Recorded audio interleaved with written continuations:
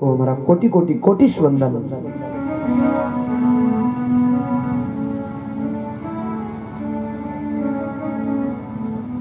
जिनके चरणारविंदों के नखों की दोवन श्री गंगा जी त्रिलोकी के पाप समूह को ध्वंस करने वाली है, जिनका नामा अमृत समूह पान करने वालों को संसार सागर से पार करने वाला है,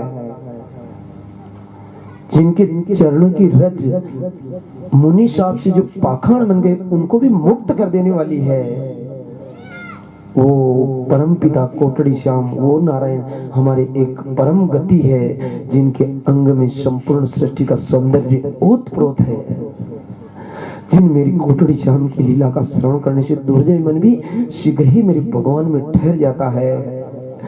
जिन मेरी कोटड़ी श्याम का एक नाम ले लेने मात्र से पाप में आसक्त जीव भी भय से मुक्त हो जाता है। और तो क्या, इन मेरे कोटड़ी श्याम ने अर्जुन को बछड़ा बनाकर के लिए, हम सभी भक्तों के लिए, संसार के कल्याण के लिए गीता रूपी दूध को दूहा। उन अनंत कोटि अखिल ब्रह्मांड नायक त्रिभुवन सुंदर त्रिलोकपति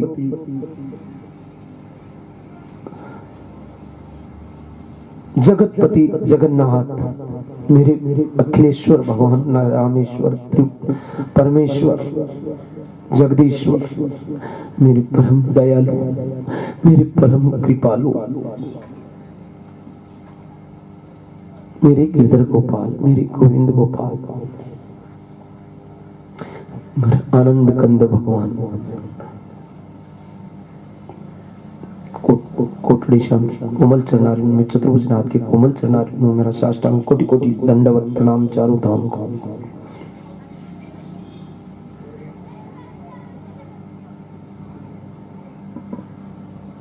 और देवता चित्तन धरई हनुमत से सर्व सुख करई, सर्व सुख संपन्न करा देने वाले, अष्ट सिद्धि नवनिधि के दाता, गुरुदेव की तरह कृपा करने वाले,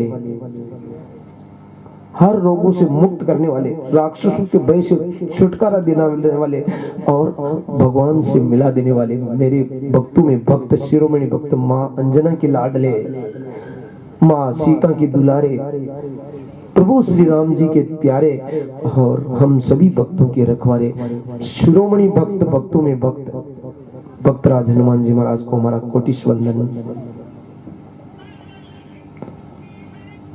संसार को भवसागर से पार कराने के लिए इन कथाओं का निर्माण करने वाले, सदा सदा मेरे भगवान कोटड़ी श्याम के भजन करने वाले, सदा एकांत वास करने वाले, कैलाश पर्वत पर विराजमान मेरी माता पार्वती से भोलेनाथ के चरणों में कोटि कोटि दंडवत प्रणाम। मेरे इस समय के कलियुग के सर्वोच्च न्यायाधीश, जिनसे बड़ा कोई न्यायाधीश नहीं हो सकता, वैसे हमारे शनेश्वर महाराज जो अभी कलियुग के सर्वोच्च न्यायाधीश है, उनको हमारा कोटिश वंदन, और हमारे जो कोटड़ी के न्यायाधीश है उनको भी हमारा सर्वोच्च प्रणाम। जो पास में वो भी देखो, जो सर्वोच्च पद पर होते हैं उनको वो भगवान की विभूति होती है। न्यायाधीश मतलब न्यायाधीश ये है वो है, तो भी वो भी उनके एक भगवान की विभूति होती है। मेरे भगवान शनेश्वर महाराज की इस पावन कथा में पधारे हुए अवाइत मंडल देवता, कोटड़ी क्षेत्र के बानसिंह झोपड़ा ग्राम के, सूरजपुरा ग्राम के सभी ग्राम देवता, वैसे तो चारों तरफ ये तो देखो एक गांव के अंदर ही कथा नहीं, शनेश्वर जी महाराज तो पूरे एरिया के हैं, तो सभी एरिया के हमारी कोटड़ी पूरे चारों तरफ के गांव के सभी ग्राम देवता जो मेरे भगवान की पावन कथा का रसपान करने पधारे हैं सूक्ष्म रूप से, जो अदृश्य रूप से वायुमंडल में पधार करके इस कथा का रसपान करने पधारे, उस 33 कोटि देवताओं को हमारा कोटिश वंदन। गौ माता के चरण में दंडवत प्रणाम करते हुए माँ तुलसी को हमारा वंदन।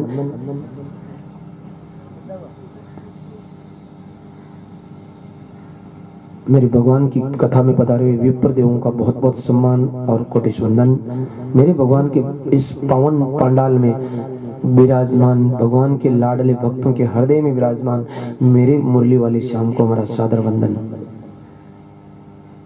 शक्ति स्वरूपा माता बहनों के हृदय में विराजमान माँ लक्ष्मी को दंडवत करते हुए मेरे भगवान की कथा को अति मीठी बना देने वाले, अति सुंदर बना देने वाले और अति प्रसिद्धि दिलाने वाले इन मेरे लाडले सुनहरे भाइयों को हमारा सादर वंदन।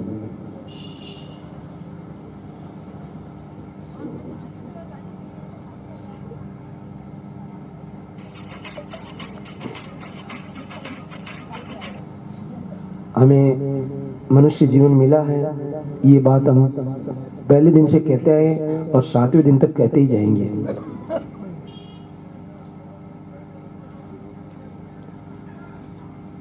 मनुष्य जीवन में भगवान को पाने का क्या तरीका करें, कैसे मिले भगवान।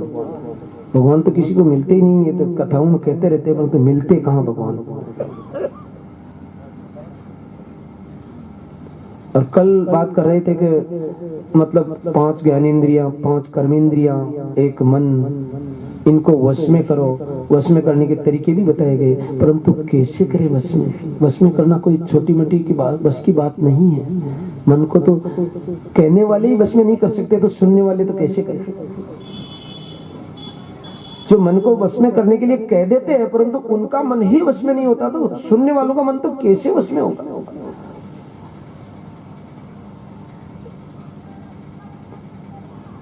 सबसे सुंदर बात है, कथा एक ऐसा साधन है आधार्य जो आपके मन को भी वश में कर सकती है।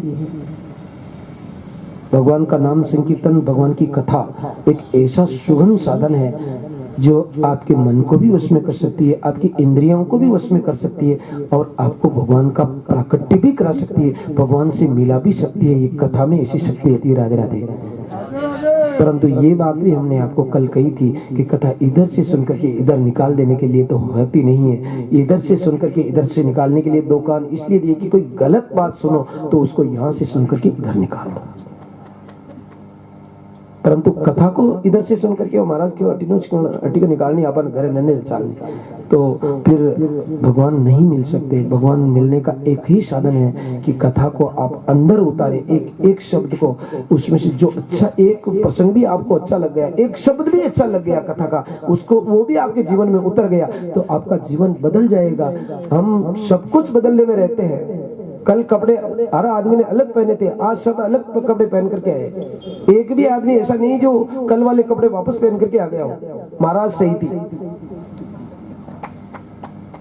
नहीं गलत है। कपड़े बदलने में तो सब लगे हुए हैं, कपड़े बदल लेते हैं, साबुन लगा लगा करके शरीर को खूब मांझ लेते हैं ऊपर से। मकान बदलने में लेते हैं, कोटड़ी में नहीं, भिलवाड़ा में चाहिए, भिलवाड़ा में नहीं, जयपुर, जयपुर नहीं दिल्ली, दिल्ली में भी हो जाए तो फिर तो विदेश में जाने के लिए तैयार हो जाते हैं, भारत माता में ही नहीं रहेंगे तो। क्यों? क्योंकि भगवान की माया आपको ठहरने ही नहीं दे रही ना। भगवान की माया नहीं ठहरने देती आपको। जब पैसा नहीं था तब तो आपको छोटा सा काम अच्छा लग रहा था।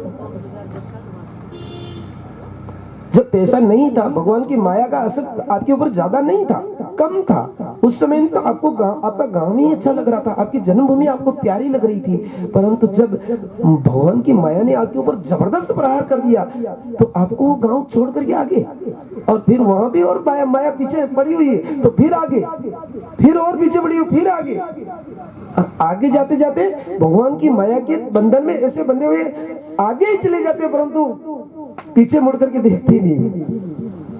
हमने क्या किया? थोड़ा देखो तो सही कि हम क्या कर रहे हैं, हमें क्या करना था, हमें क्या करना था और हम क्या कर रहे हैं। ध्यान देना।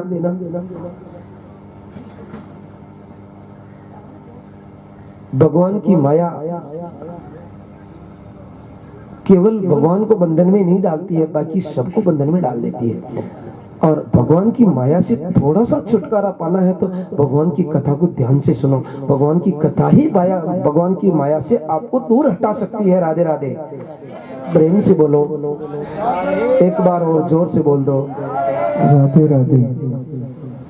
एक भगवान की कथा, भगवान का नाम, भगवान का संकीर्तन, भगवान का दर्शन ही आपको भगवान की माया से दूर कर सकता है। देखो, भगवान का दर्शन भी कब होगा? जब भगवान की कथा मिलेगी।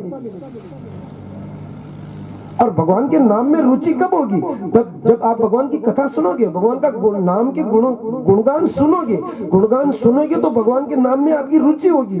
रुचि होगी तो आगे का काम सीढ़ी दर सीढ़ी बढ़ता जाएगा। हम कपड़े बदल लेते हैं, हम मकान बदल लेते हैं, हम एरिया बदल देते, परंतु अपनी आदत कभी नहीं बदलते। राधे राधे। हम हमारी आदत नहीं बदलते, हमारे भाव नहीं बदलते। खूब कथाएं सुनते हैं, खूब कथाएं सुनते हैं, परंतु मतलब पूरा जीवन निकल गया कथा सुन करके, फिर भी आदत तो वो की वही है, तो फिर क्या सुनी कथा? ये बताओ हमें। पूरा जीवन निकल गया कथा सुनते। हम तो मतलब वहां जाकर के कथा सुन रहे हैं, हरिद्वार में, गंगा जी, नैमिषारण्य में, अयोध्या में, चारों ही धाम में, रामेश्वरम में। कथा तो खूब सुन ली आपने, परंतु कथा सुन करके आपने क्या बदलाव हुआ? साबुन लगाने से आपका शरीर उज्जवल हो जाता है, ऊपर से उज्जवल हो जाता है, परंतु अंदर से कितना बदला? आप कथा का जो साबुन आपके लगा है, तो उससे अंदर से आप कितना बदल गए? आपके भाव कितने बदले? आपकी आदत कितनी बदली? आपका जीवन का मोड़ कितना लगा? ये आपने स्वयं ने परीक्षा करी होती तो आपको मालूम हो जाता कि हमने कथा सुनी है।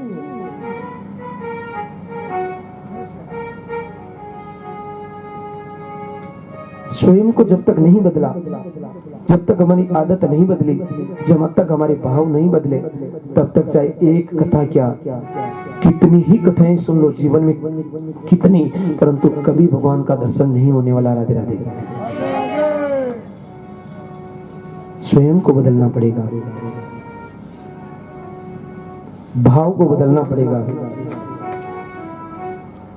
भाव आपका पहले कैसा था और अब यदि आपका स्वभाव हो जाए, स्वभाव, भाव को स्वभाव में यदि आपने बदल दिया तो कोई नहीं रोक सकता आपको परमात्मा से मिलने से।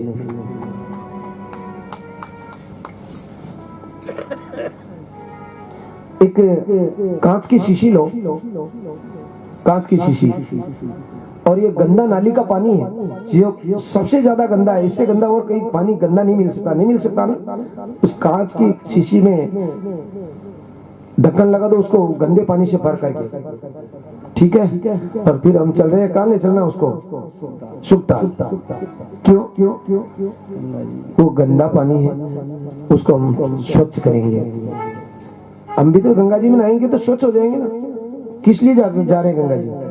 हमारे पाप दाप धुल जाएंगे, है ना? इसीलिए जाते हैं ना, हमारे पाप धोने के लिए गंगा जी में जाते हैं। तो हम गंगा जी चल रहे हैं, एक कांच की शीशी लेना, उसमें नाली का गंदा पानी भर लेना और उसके ऊपर ढक्कन पैक लगा देना, उसमें से पानी निकल नहीं जाए, आपके कपड़े खराब नहीं हो जाए।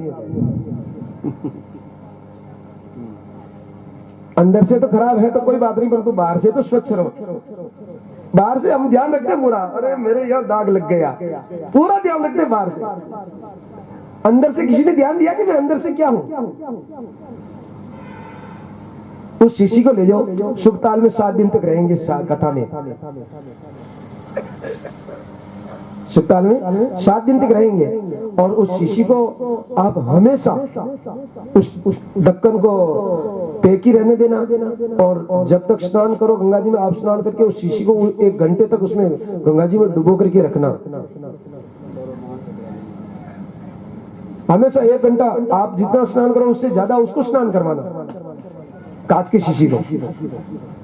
अब 7 दिन हो गए स्नान कराते कराते, अब उस जल को आप पी सकते हो कि नहीं पी सकते हो? बोलो ना। नहीं पी सकते हो, क्यों? वो तो 7 दिन तक, एक दिन में ही मनुष्य के पाप धुल जाते, तो 7 दिन तक भी उसके पाप नहीं धुले क्या? जिंदगी भर नहीं डूबेंगे। तो ये जिंदगी भर नहीं डूबेंगे तो फिर ध्यान दो ना। फिर वो गंदा पानी जैसा था अंदर से वैसा का वैसा है। शिशि को आपने खूब डुबाए रखा गंगा जल में, परंतु वो पवित्र नहीं हो सकती। राधे राधे नहीं हो सकती। वो बाहर से पवित्र हो सकती, परंतु अंदर से वो जो गंदा पानी है वो नहीं डूबा है। या आप गंगा जी में स्नान तो करोगे, परंतु बाहर से खूब स्नान करो, खूब स्नान करो, एक बार नहीं गंगा जी में ही बैठे रहो, परंतु तो भी आप पवित्र नहीं हो सकते हो जब तक आपने आपके अंदर के मन को नहीं मांजा है। राधे राधे।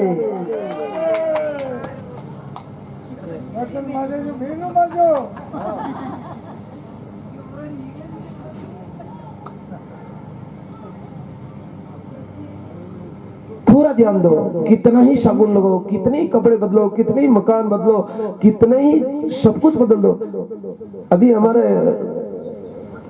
माता जी कह रहे थे, मतलब ये माता मैंने तो हम तो कल भी कितना मतलब पतिव्रत धर्म के बारे में आपको निवेदन किया था। भाई पतिव्रत धर्म क्या है? पतिव्रत धर्म तो पतिव्रत धर्म, इसके बारे में भी बोली आगे और 7 दिन में तो न जाने कितनी बार बताएंगे। और लोग कपड़े बदलने में रहते हैं, मकान बदलने में रहते हैं, एरिया बदलने में रहते हैं, और तो क्या पति बदलने में भी रहती माताएं रहते कि नहीं रहते? पति को भी बदल देते। हम तो कल भी कह रहे थे कि पति तो परमात्मा है।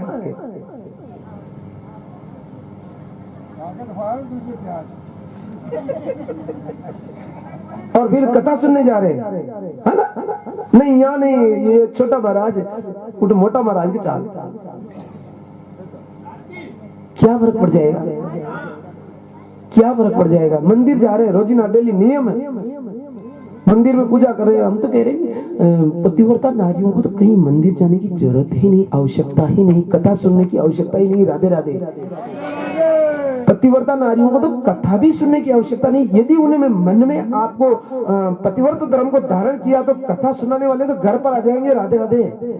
क्यों आएंगे? आपके दर्शन करने के लिए। भगवान को कथा सुनने की आवश्यकता है कि या बताओ? चलो, भगवान को कथा सुनने की आवश्यकता नहीं है। क्यों आते हैं यहाँ? क्योंकि वो हर तरह से सर्वसमर्थ है। उनके अंदर चारों तरफ विकार नहीं आ सकते, वो कोई गलती नहीं कर सकते, उनमें अधर्म उनके पास नहीं जा सकता। पैदा कर दिया परंतु छोड़ दिया अपने लिए अधर्म को। भगवान ने पैदा करके छोड़ दिया संसार के लिए।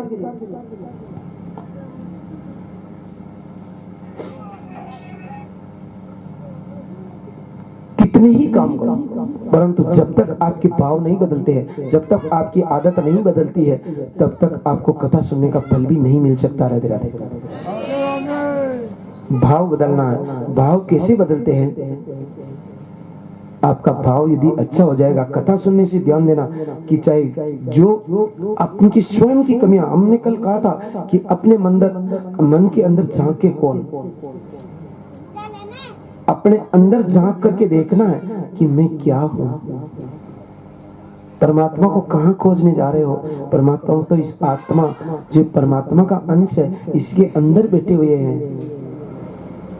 परमात्मा इसके अंदर बैठे हुए हैं, आप खोजने जाने की जरूरत ही नहीं। हाँ ठीक है, हम अर्चा रूप का भगवान का पूजन करते, करना चाहिए। भगवान के पूजन कितनी प्रकार के, 8 प्रकार के पूजन भगवान का। आप मतलब प्रतिमा, 8 प्रतिमाएं बनती भगवान की। जैसे एक कोटड़ी श्याम की प्रतिमा है, प्रतिमाएं पत्थर की बन सकती है, प्रतिमाएं लकड़ी की बन सकती है, प्रतिमाएं धातु की बन सकती है, प्रतिमाएं मिट्टी की बन सकती है, प्रतिमाएं रेत की बन सकती है, प्रतिमा चंदन की बन सकती है, प्रतिमा रोली की बन सकती है। 8 तरह की प्रतिमाएं बन सकती है। परंतु खूब पूजा करो। पूजा भी करनी चाहिए। पूजा ऐसे हम मना नहीं कर रहे हैं कि पूजा नहीं करनी चाहिए, परंतु पूजा कि बहुत तरीके, अलग अलग तरीके होते हैं। और जो निष्काम भाव से पूजा करते हैं उनको तो कहीं प्रतिमा की पूजा करने की जरूरत ही नहीं। निष्काम भाव की पूजा तो भगवान हृदय में विराजमान हो जाते, कहीं जाने की जरूरत नहीं। राधे राधे। जो निष्काम भाव से पूजा करते हो, और सकाम भाव के लिए मूर्ति की जरूरत पड़ती है। सकाम भाव के लिए पूजा की सामग्री की जरूरत पड़ती है। जो मान लिया किसी को काम करवाना है, भगवान की पूजा करे, तो फिर सामग्री की भी जरूरत पड़ती है। सब कुछ निष्काम भाव के लिए किसी जरूरत नहीं। मेरे को कोटड़ी श्याम सब स्वीकार कर लेते निष्काम भाव से। देखो अभी कोई यजमान भागवत करावे तो सब पूजा का सामग्री सब कुछ करना पड़ता है। और ये जो यजमानों की भागवती हो रही, मतलब एक नहीं कितने यजमान तो है, परंतु जैसे बिना यजमान के हम कोटड़ी श्याम के मंदिर में भागवत करने के लिए बैठे थे, हमें किसी चीज की आवश्यकता नहीं थी। हमारे जल का लोटा लिया, हमने भगवान को स्नान कराया, हमने मन से भगवान को तिलक किया, भगवान को मन से पुष्प चढ़ाया। पुष्प लेने में नहीं ले गए हम तो, किसका लाए, पैसा तो था ही नहीं, जेब में तो दोनों खाली थी। हम तो बिना पूजा के, आप मानोगे बिना पूजा, परंतु मेरे भगवान नहीं मानते कि बिना पूजा की, या हम नहीं मानते कि बिना पूजा की। हमारे भगवान को मालूम है कोटड़ी श्याम को, या हमको मालूम कि हमने पूजा हमेशा करते हैं। हम वैसा जिस तरह से ये भागवत चलती है उसी तरह से वो भी भागवत चलती है। जैसे यहाँ चलती वैसे की वैसे वो चलती। मन से हम पूजा करते हैं निष्काम भाव से। बस हमारा कोई प्रयोजन भी था, मान लिया तो भी ठीक है, वो हमारा प्रयोजन था, परंतु प्रयोजन तो था, वो भी ऐसा तो नहीं कह सकते बिल्कुल निष्काम तो, परंतु शरण में आए थे, भगवान की शरण में आए थे। ये भागवत हो रही, ये भी मतलब सभी भक्तों के संकट के लिए, और विशेष तरह से महाराज का संकट था, इसलिए यहाँ भी ये भागवत का भी शुभारंभ हुआ। बाकी महाराज तो पहले कहते थे कि पौष के महीने में तो भागवत ही नहीं करते हैं ना, परंतु फिर भी जब भी ध्यान देना, कोई संकट आए बहुत जबरदस्त, आपको मालूम है कि मान लिया आपके ऊपर कोई संकट आने वाला है, हम आपको गारंटी के साथ में कहते हैं भगवान की तरफ से। हमारी तो क्या गारंटी है, हमारी गारंटी नहीं तो हम क्या गारंटी लेंगे, परंतु फिर भी भगवान की तरफ से हम गारंटी लेकर के कहते हैं कि यदि कोई संकट है तो भगवान की शरण में चले जाना, आपका संकट कट जाएगा। राधे राधे। और ध्यान देना, हम इसीलिए भगवान के यहाँ बैठे थे कि हमारा संकट मिट जाए। संकट सबके आता है, ऐसा मत सोचना कि महाराज दूजा ने संकट काटवा के लिए नियम बता दो, महाराज के नहीं आता होगा। अच्छे महाराज का पिताजी की संकट आ जाओ, और तो क्या भगवान को भी संकट आ जाता है, तो हम तो क्या चीज है, भगवान को भी संकट आता है, तो सबको आता संकट, परंतु परमात्मा की शरण में जाने से सारे संकट मिट जाते हैं, और हमारे तो मिटते ही आ रहे हैं सदा से। एक नहीं, हजारों संकट, कितने ही संकट। उस कारण से हम बैठ गए थे और निष्काम भाव से बोल दिया उसका, निष्काम भाव भले सकाम हो परंतु निष्काम भाव कर दिया कि हम आपकी शरण में आकर के कथा कर रहे हैं। कथा उसलिए नहीं कर रहे हैं कि हमारा संकट टले, हम तो आपकी शरण में आ गए हैं, अब निष्काम भाव से कथा कर रहे हैं, तो निष्काम भाव से पूजा करती रहोगे। तो भाव को बदलो, आपके भाव शुद्ध हो जाएंगे। आप वास्तव में भगवान की शरण में गए हैं तो संकट तो जो तलवार का संकट होगा वो एक कांटे के रूप में निकल जाएगा। राधे राधे। आएगा संकट, आएगा, परंतु जो तलवार से मरना था वो केवल चक्कू से थोड़ा सा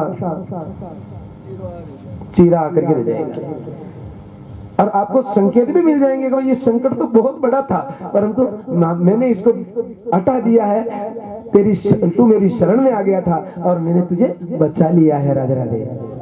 देखो हमारी आत्मा कहती है, आप मानो चाहे मत मानो, परंतु हमें तो हर बार, अभी नहीं वर्षों से मेरे भगवान संकट से बचाते आए हैं। और जब भी हमें तो पहले ही मालूम कैसे भगवान ये शंका दिला देते हैं कि भाई मतलब संकट आ रहा है, तो हम भगवान की शरण में तो सदा ही रहते हैं, परंतु फिर भी और ज्यादा दिखावा कर देते हैं कि अटक शान आए मारवा, कोई मारने के लिए आ भी रहा है तो यहाँ कैसे आएगा, बड़े दरबार में तो कोई आ ही नहीं सकता। राधे राधे।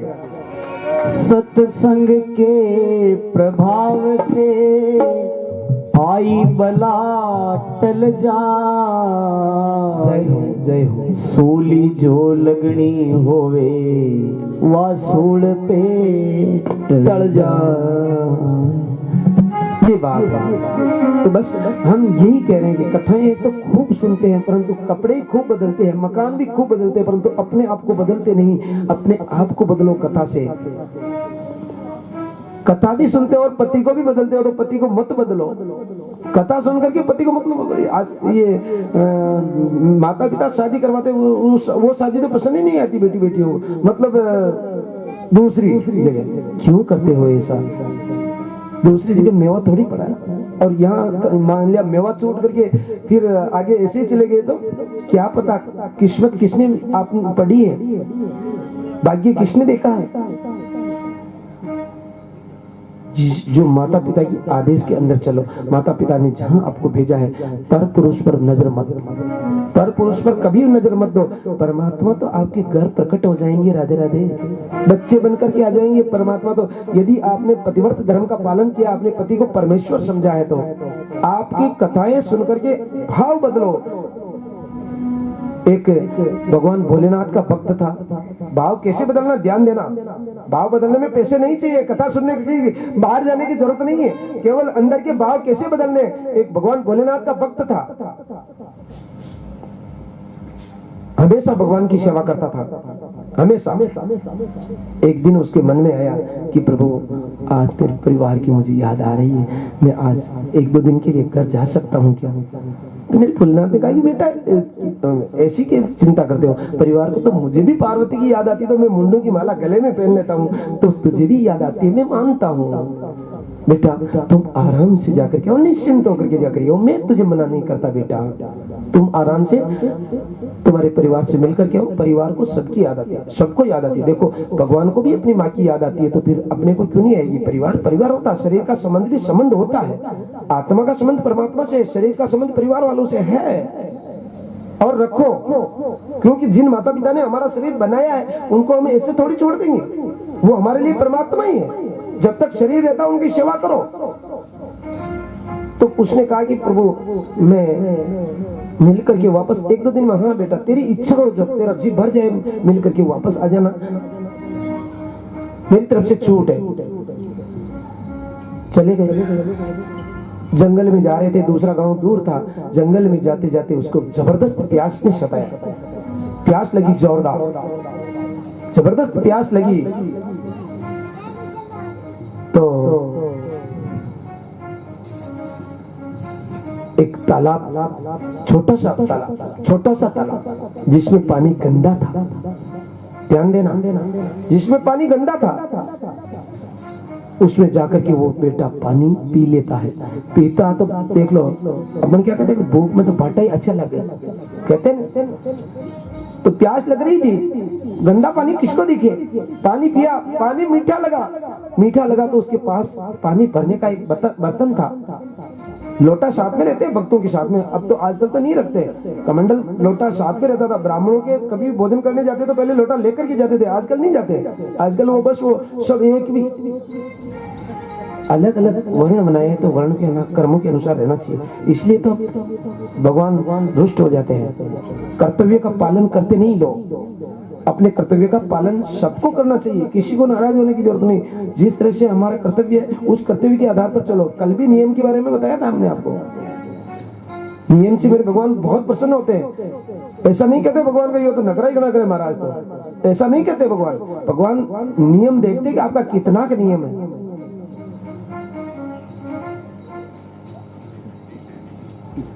जिम्मो छूट जाओ तो छूट जाओ, परंतु मतलब मन को कंट्रोल में यो ऐसा नहीं देखना चूरमा बाटी घणो अच्छी बनी तो भाई छोड़ चाला तो अच्छी ना लगे, छोड़ देना, एक मिनट में छोड़ दो, परंतु नियम को मत तोड़ो। हम तो ये कहते हैं, देखो हम एक रामकथा करके भोजन करने के लिए गए थे, पूरा मंडल था साथ में। आप तो 2 दिन पहले चले गए थे कोठा गौशाला। किसी भक्त ने कहा था कि महाराज मैं आपको भोजन कर रहा हूं। मैं क्या, हम तो हमारे तो पूरा परिवार साथ में, हमारे को कैसे भोजन कराओगे? तो पूरे परिवार को कराएंगे, परंतु करवाएंगे भोजन। ठीक है करवा देना। गए भोजन करने के लिए, उन्होंने कहा कि मैं ब्राह्मण बुलाऊंगा और आपके भोजन अलग बनाऊंगा। ठीक बात, कोई बात नहीं। आगे गए, भोजन बना रहे थे, हमारा पूरा मंडल था साथ में। हमने देख लिया, हमें शंका हो गई, बिना पूछे हो न हो ये ब्राह्मण नहीं है। और हमने पास में जाकर के उनको पूछा, भैया हलवाई जी कहाँ रहते हो? उन्होंने कहा कि हम तो बोर्डा रहते हैं। अब फिर और ज्यादा शंका होगी, बोर्डा में तो मतलब ब्राह्मण है ही नहीं, है पारिक तो वो भोजन बनाने नहीं आ सकते यहाँ, ये पक्का विश्वास है। बोर्डा में तो काक्षा, रामेश्वर जी काक्षा, तारीखों के मकान है, 1-2 घर ब्राह्मणों के है, तो भी दूसरे ब्राह्मण और नहीं है।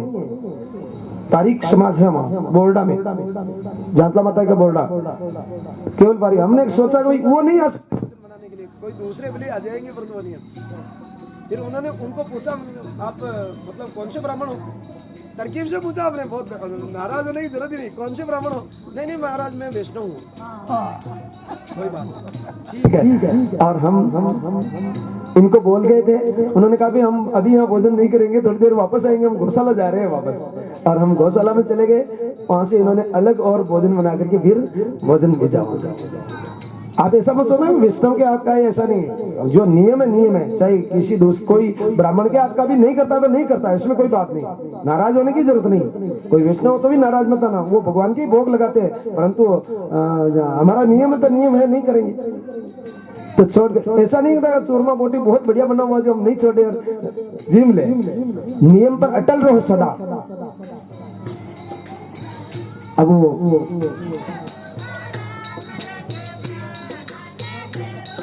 नारायण तो पहले ले लिया, लोग सखी ले दो बार खाले 5 बार आई तलक कर दो, तलक कर दो, नारायण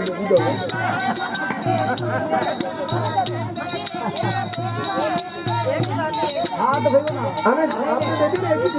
एक ही चीज दे दियो, यो ही नारायण बन जाती है, यो नारायण कोई बात नहीं। आप आए अच्छा, वो आए तो भी अच्छा है। नारियल शायद और दे दो, नारियल और दे दो एक नारियल, तो भगवान के 2 नारियल जाए।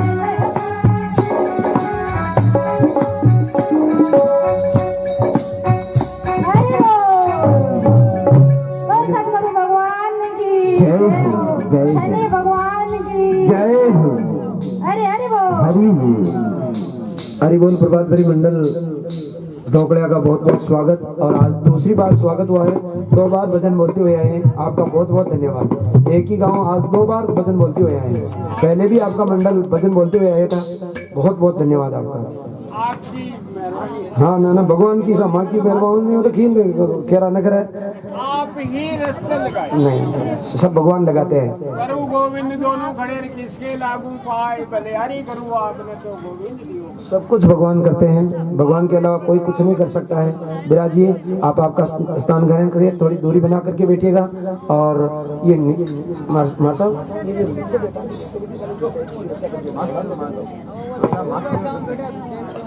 जिनके पास मास्क नहीं है, मास्क ले ले यहाँ से और अपने स्थान पर बैठे। मास्क लगा के बैठे, मास्क ले ले यहाँ पड़े।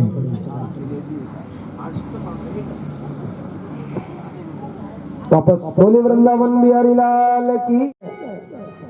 और मेरे भोलेनाथ सारे जल को नहीं पीते, बल्कि थोड़ा सा जल पी करके पात्र को ऐसे कैसे रख देते। थोड़ी देर में माता पार्वती आते हैं, माता पार्वती को मेरे भोलेनाथ कहते हैं, अरे पार्वती देखो तो सही क्या हुआ।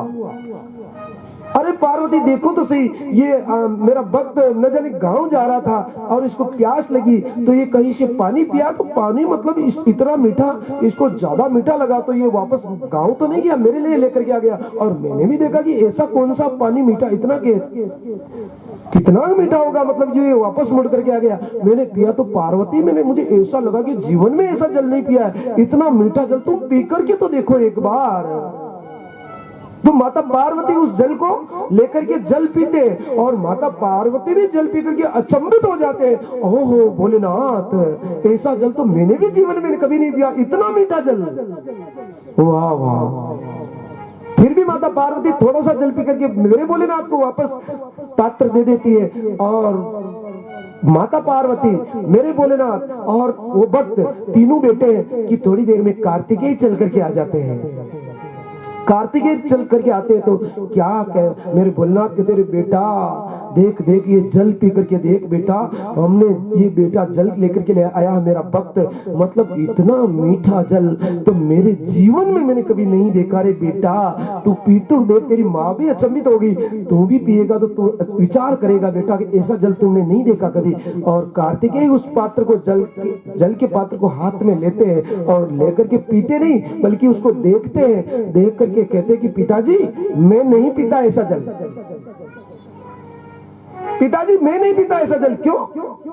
अरे बेटा बहुत मीठा है, बहुत स्वादिष्ट है, ऐसा जल कभी नहीं पिया होगा, पी बेटा। परंतु कार्तिकेय कहते कि मैं नहीं पीऊंगा पिताजी, ये तालाब का जल है, ये गंदा जल है, ये गंदा जल मैं नहीं पीता, मैं ये गंदा जल नहीं पीता पिताजी। आपने ये जल कैसे पी लिया? आप इसको देखो तो सही जल को, इसमें बहुत मतलब गंदगी है, मतलब मिट्टी है, कचरा है, इस जल को आपने पी लिया और मुझे भी कह रहे हो पीने के लिए। मैं नहीं पीता पिताजी, इसमें गंदा जल है। मेरे भोलेनाथ कहते कि बेटा भले ही इसमें गंदा जल होगा, गंदा जल होगा, परंतु मैंने तो इसको गंगा जल समझा था। अरे बेटा गंगा जल भी इतना मीठा नहीं हो सकता, भले इसमें गंदा जल होगा परंतु मैंने तो इसको गंगा जल समझा था। और गंगा जल भी क्या समझा, गंगा जल भी इतना मीठा नहीं होता बेटा, मैंने जल को नहीं देखा था, मैंने तो पिलाने वाले के भाव को देखा था, इसका भाव कैसा था। राधे राधे। मैंने जल को नहीं देखा, मैंने तो जल को जो लाने वाला था, भक्त जो जल पिलाने वाला था उसके भाव को देखा बेटा। मैंने जल नहीं पिया, मैंने तो इसके भाव पिए। भक्त के भाव हो तो ऐसे हो कि मैं जल, भगवान सामग्री को नहीं देखते। भगवान आपसे कितनी श्रृंगार करके गए हो, कितने कपड़े नए पहन करके गए हो, ये नहीं देखते मेरे भगवान। मेरे भगवान तो ये देखते कि तू अंदर से कैसा है, तेरी आदत कैसी है, तेरे भाव स्वभाव है कि नहीं है।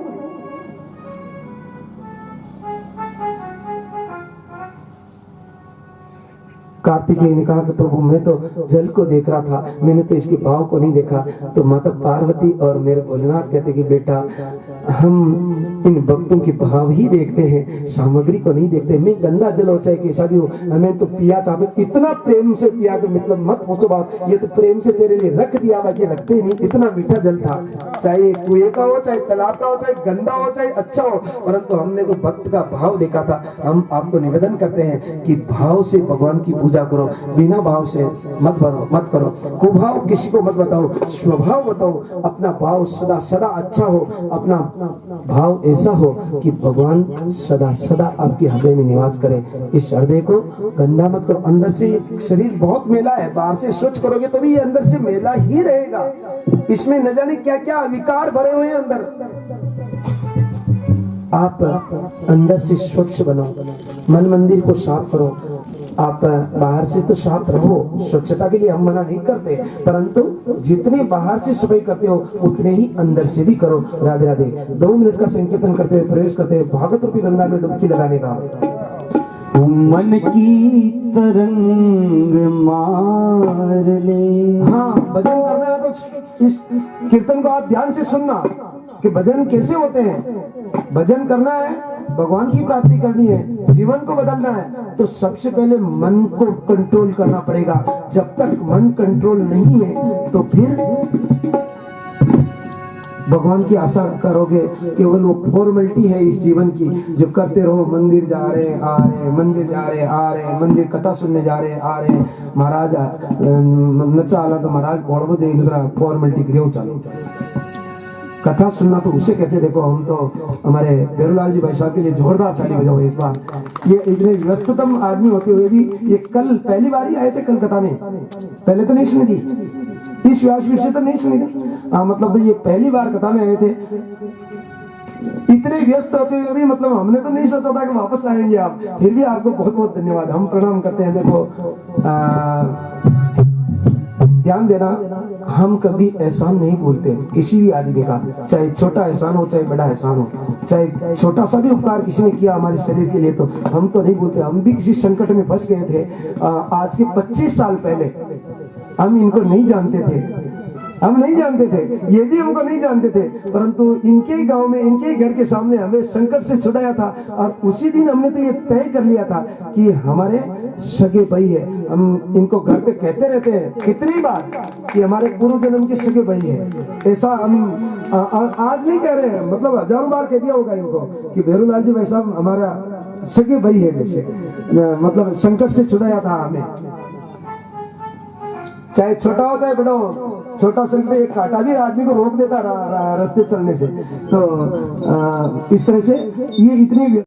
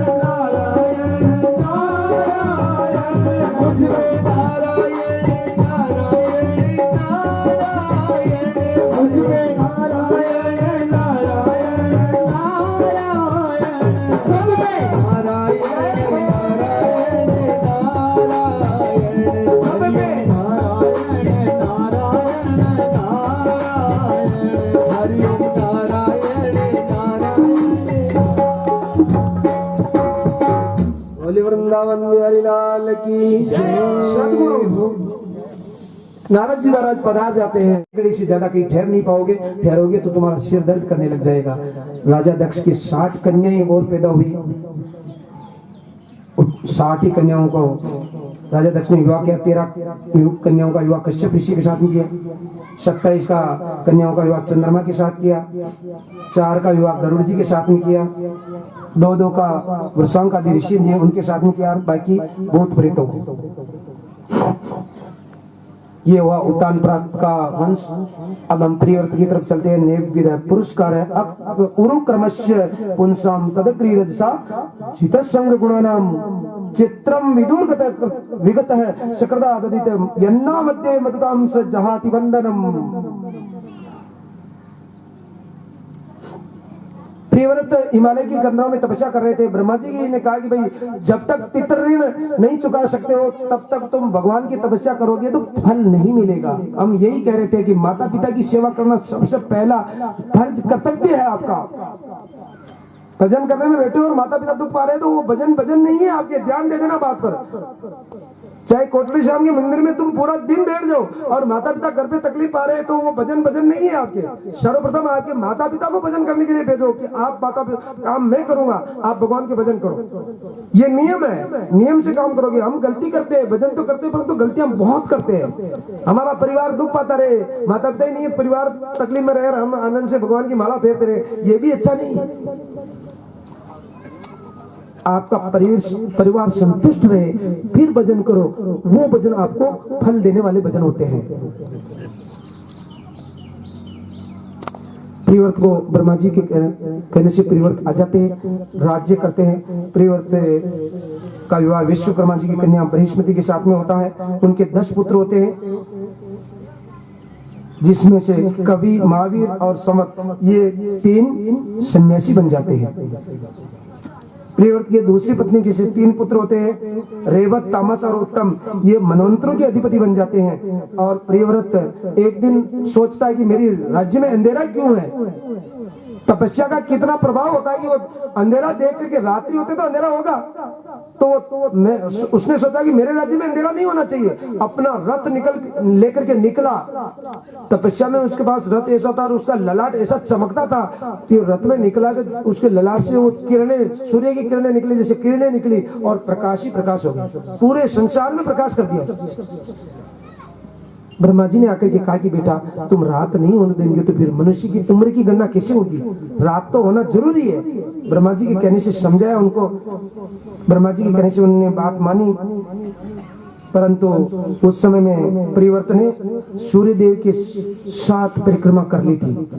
7 परिक्रमा करने से ये 7 द्वीप बन गए, जम्बूद्वीप, लक्षद्वीप, शाल्मली द्वीप, कुशद्वीप, क्रौंच द्वीप, शाकद्वीप और पुष्कर द्वीप। 7 ही द्वीपों का राज्य अपने 7 ही पुत्रों को दे दिया। 3 तो सन्यासी हो गए 10 में से, 3 मनवंतर के अधिपति हो गए और 7 रहे जिनको 7 को ये राज्य दे दिया।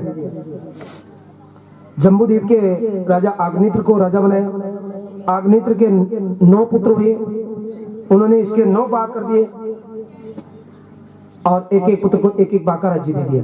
राजा मेरू की 9 कन्याएं थी, उन 9 ही पुत्रों का विवाह उनके साथ में कर दिया।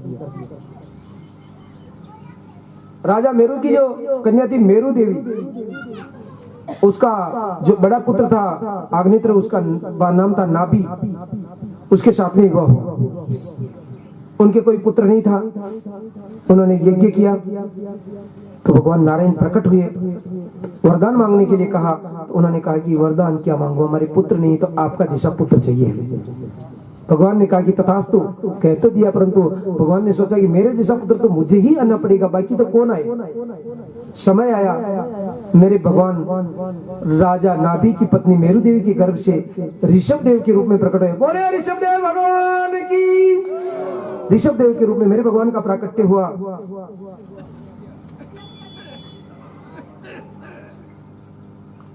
ऋषभ देव का जन्म होते पुष्प वर्षा हुई आकाश से, दुंदुभियां बजने लगी और उनका विवाह इंद्र की पुत्री जयंती के साथ में विवाह हुआ। साक्षात नारायण है, इंद्र के साथ में विवाह क्यों हुआ? क्योंकि पूर्व कल्प में मेरे भगवान राम जी पतंग उड़ा रहे थे। उस समय में पतंग तीनों लोकों में घूम गया। इंद्र लोक में गया तो इंद्र की पुत्री जयंती ने उस पतंग को पकड़ लिया। मेरे भगवान ने कहा कि हनुमान जी मेरे भोलेनाथ बंदर लेकर के आए थे दर्शन करने के लिए, तो हनुमान जी को वहीं छोड़ गए। हनुमान जी को कहा कि हनुमान मेरे पतंग को किसने पकड़ा, जाकर के पता लगाओ। तो हनुमान जी इंद्रलोक में जाते हैं, स्वर्गलोक में। इंद्र की पुत्री जयंती ने पतंग को पकड़ रखा है। उन्होंने कहा कि पतंग को क्यों पकड़ा आपने, छोड़ो। उन्होंने कहा कि ऐसा पतंग उड़ाने वाला कौन है जो तीनों लोगों में पतंग उड़ा सकता है। ये कोई साधारण पुरुष नहीं हो सकता जो तीनों लोगों में पतंग उड़ा सकता, वो कोई साधारण पुरुष नहीं हो सकता। मैं इसी के साथ में शादी करना चाहती हूँ, यदि वो मंजूर है उनको तो मैं पतंग छोड़ दूंगी, बाकी पतंग नहीं छोड़ती मैं।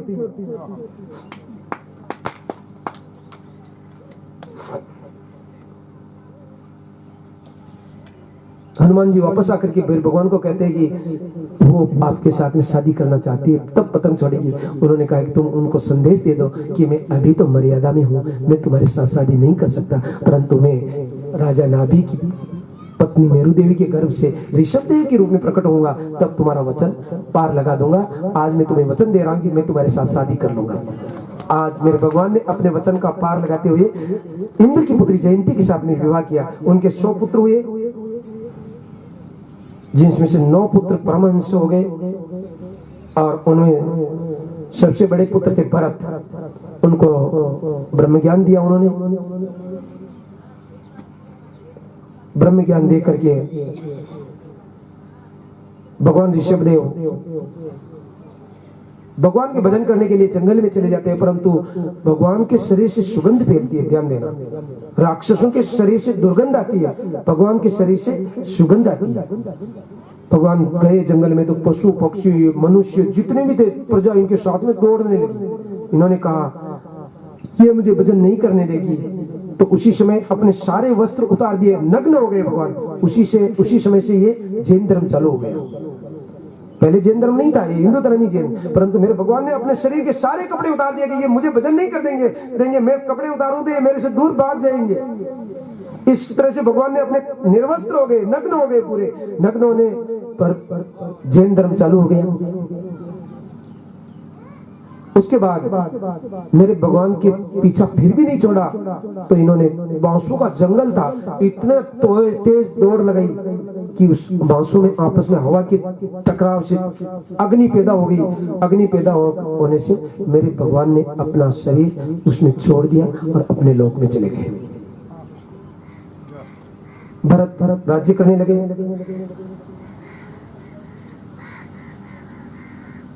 राज्य करते करते भरत को भी वैराग्य उत्पन्न हो गया और उन्हें अपने पुत्र को राज्य देकर के पुलह ऋषि के आश्रम पर, गंडकी नदी के किनारे, नेपाल में गंडकी नदी है, पुलह आश्रम है, वहाँ पुलह ऋषि का आश्रम है, वहां चले गए और तपस्या करने लग गए पुलह ऋषि के आश्रम पर। उस नदी में अभी भी मतलब कहते हम तो नहीं गए, देखो हमारा तो कहाँ, ये हमारा तो सारा ही तीर्थी कोटड़ी श्याम है, मनसा श्याम, कोटड़ी श्याम, कोटाल श्याम, सिंगोली श्याम, ये 4 धाम है।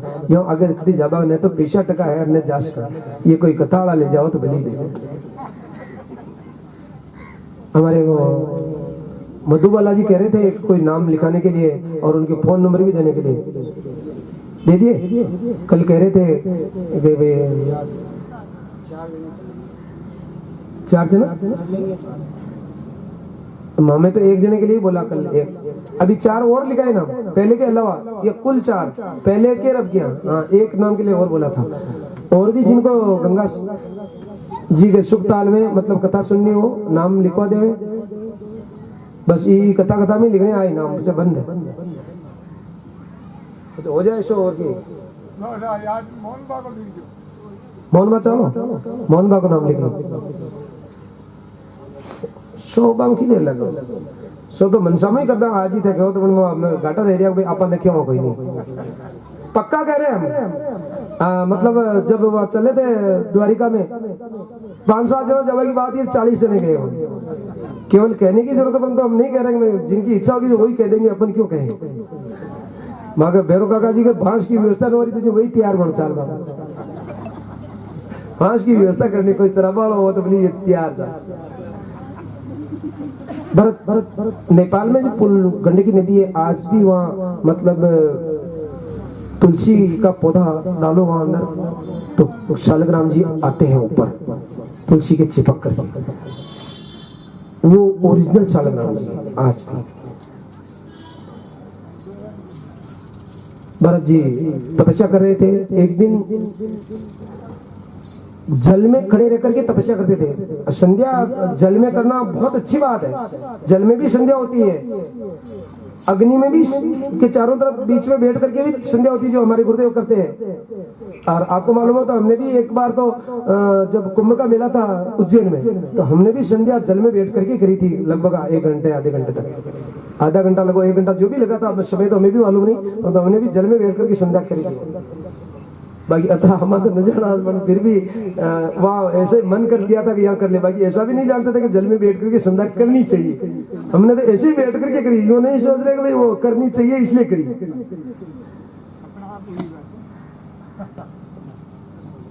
जल में संध्या कर रहे थे, संध्या से निपट करके निकलने लगे कि एक हिरणी जो गर्भवती थी, पानी पी रही थी, पीछे से किसी शेर ने दहाड़ मारी, वो जल में कूद गई, उसका प्रसव हो गया वहां, और वो आगे निकल गई, बच्चा जल में रह गया, और वो धीरे धीरे आगे निकल गई, कंदराओं में, पर्वत की कंदराओं में जाती जाती उसने प्राण त्याग दिया, और वो बच्चा पानी में बह रहा था। संत सदा दयालु होते हैं, संत मतलब राजा होते हुए भी भजन कर रहे हैं, अब संत राजऋषि हो गए।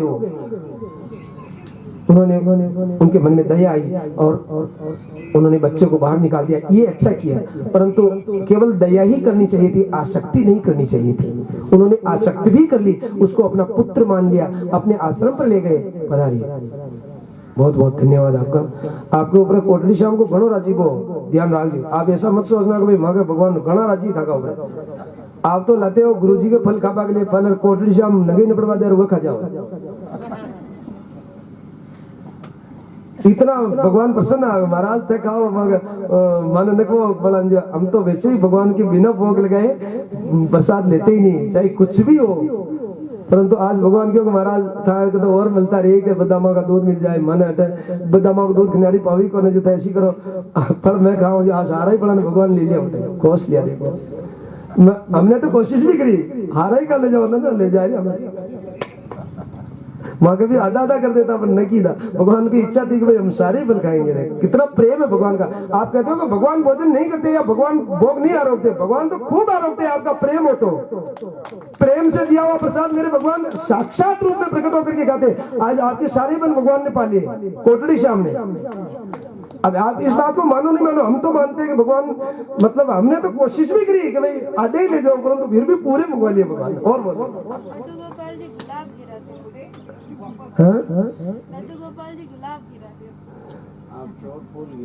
हाँ, वो तो भगवान को पसंद आई होगी बात तो गिर जाएगा बोलो तो आप सोच लो भाई। इसलिए आपके ऊपर भगवान की खूब कृपा है मेरी कोटड़ी श्याम की। जो आदमी हम यही कह रहे थे, हमारे लिए नहीं कह रहे हैं ध्यान देना, परंतु जो शिष्य गुरु की सेवा करेगा मेरे भगवान खूब प्रसन्न होंगे उन पर।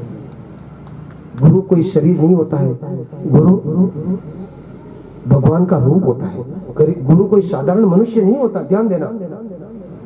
एकलव्य को मना कर दिया था दीक्षा देने के लिए, वो भील समाज से था, वो क्षत्रिय वंश को दीक्षा देते थे। तो उन्होंने मूर्ति बना करके मतलब दीक्षा ले ली और धनुष विद्या सीख ली। कुत्ता जा रहा था और एकलव्य ने बाण मार दिया। बाण ऐसा लगा कि एकलव्य के कुत्ते के मुंह के अंदर, नहीं तो अंदर गया नहीं बाहर, केवल मुंह में रुक गया जाकर। वो कुत्ता गुरु द्रोणाचार्य की तरफ चला गया। द्रोणाचार्य ने देखा कि ये सब कौन है बाण लगाने वाला कि जो जिसने कुत्ते के अंदर मारा भी नहीं कुत्ते को और बाण को मुंह के अंदर जाकर के रोक दिया। ऐसा कौन धनुर्धारी है ये? मैं देखना चाहता हूँ इसको। कुत्ते की तरफ पीछे पीछे गए द्रोणाचार्य और आगे जाकर के देखा तो एकलव्य जो जंगल में धनुष विद्या सीख रहे थे, उन्होंने जाकर के कहा कि बेटा इसके बाण किसने मारा? तुमने? जो कहा हाँ। तुम्हारे गुरु कौन है? मेरे गुरु द्रोणाचार्य। कब ली तुमने दीक्षा? मैंने मेरे गुरु से ली दीक्षा द्रोणाचार्य से। तुम जानते हो क्या द्रोणाचार्य को? हाँ जानता हूँ। कहाँ है? ये है देखो सामने।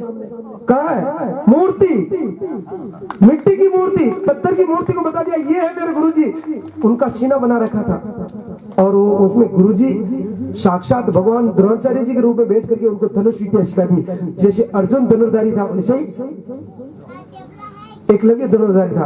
अर्जुन को भी पीछे छोड़ देते, परंतु वो तो गुरुजी ने थोड़ा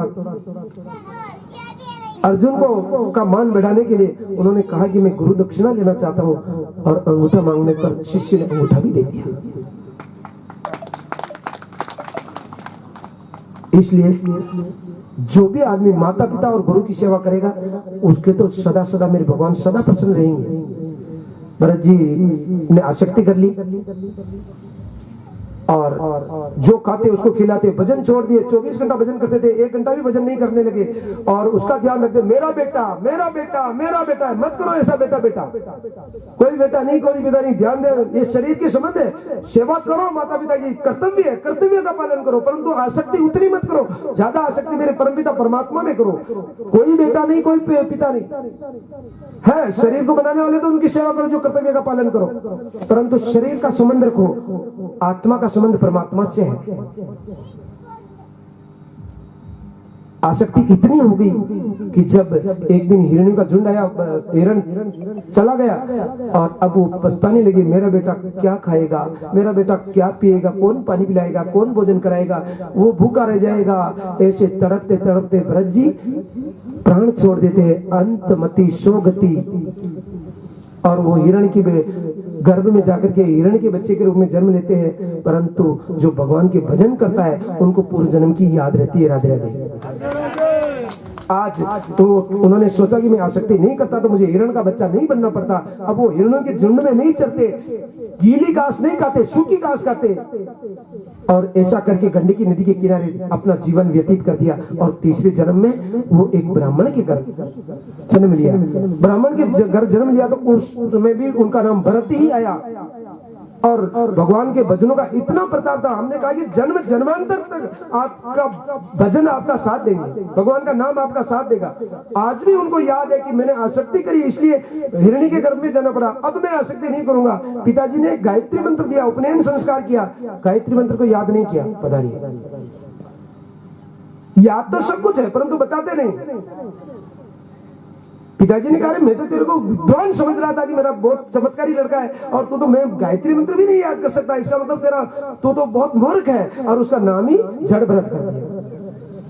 भरत की जगह जड़, जड़ कहते हैं मूर्ख को, और उसका नाम जड़ भरत हो गया। उन्होंने कहा कोई बात नहीं, चल जाएगा, परंतु मैं तो आसक्ति नहीं करूंगा किसी पर।